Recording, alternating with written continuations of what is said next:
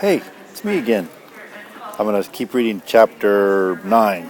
See how much farther I can make it before I got to jump on the plane. I love you. Here we go. Oops, get that out of the way. All right.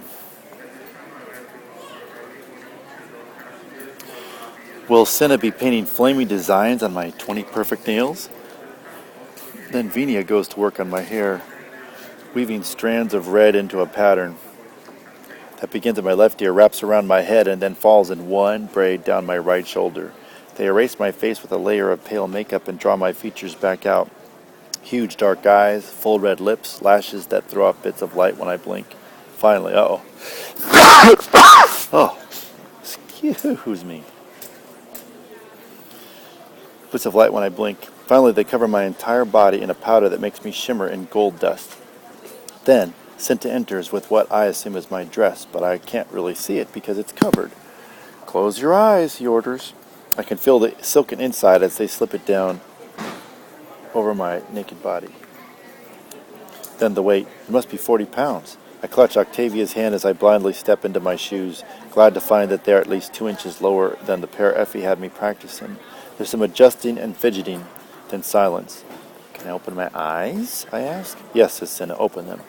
The creature standing before me in the full-length mirror has come from another world, where skin shimmers and eyes flash, and apparently they make their clothes from jewels, because my dress is entirely covered in reflective, precious gems, red and yellow and white with bits of blue that accent the tips of the flame design.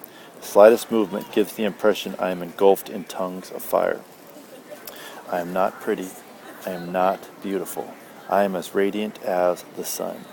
For a while, we all just stare at me. Oh, Cinna, I finally whisper, thank you. Twirl for me, he says. I hold out my arms and spin in a circle. The prep team screams in admiration. Cinna dismisses the team and has me move around in the dress and shoes, which are infinitely more manageable than Effie's. The dress hangs in such a way that I don't have to lift the skirt when I walk, leaving me with one less thing to worry about. So, all ready for the interview then? Asked Cinna. I can see by his expression that he's been talking to Haymitch, that he knows how dreadful I am. I'm awful. Haymitch called me a dead slug. No matter what we tried, I couldn't do it. I just can't be one of those people who wants me to be. He wants me to be, I say. Cinna thinks about this a moment. Why don't you just be yourself? Myself? That's no good either. Haymitch says I'm sullen and hostile, I say. Well, you are. Around Haymitch, says Cinna with a grin. I don't find you so. The prep team adores you. Even won over the game makers, and as for the citizens of the capital, well, they can't stop talking about you. No one can help but admire your spirit. My spirit, this is a new thought. I'm not sure exactly what it means, but it suggests I'm a fighter in a sort of brave way. It's not as if I'm never friendly. Okay, maybe I don't go around loving everybody I meet. Maybe my smiles are hard to come by, but I do care for some people. Cinna takes my icy hands in his warm ones. Suppose when you answer the questions, you think you're addressing a friend back home. Who would be your best friend? Asks Cinna.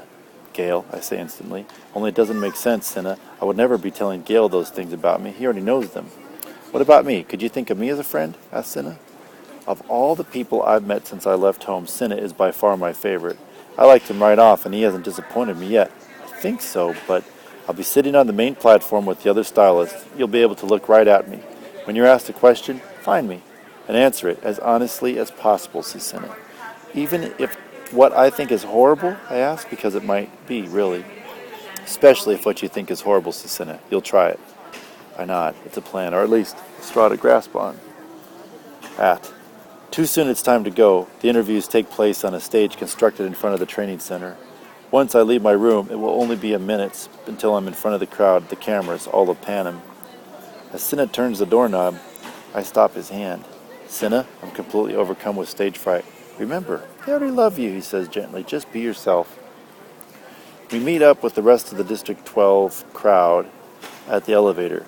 Portia and her gang have been hard at work. Peta looks striking in a black suit with flame accents. While we look well together, it's a relief not to be dressed identically. Haymitch and Effie are all fancied up for the occasion. I avoid Haymitch, but accept Effie's compliments. Effie can be tiresome and clueless, but she's not destructive like Haymitch. When the elevator opens, the other tributes are being lined up to take the stage. All 24 of us sit in a big arc throughout the interviews. I'll be last, or second to last, since the girl tribute precedes the boy from each district.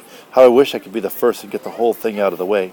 Now I'll have to listen to how witty, funny, humble, fierce, and charming everybody else is before I go up.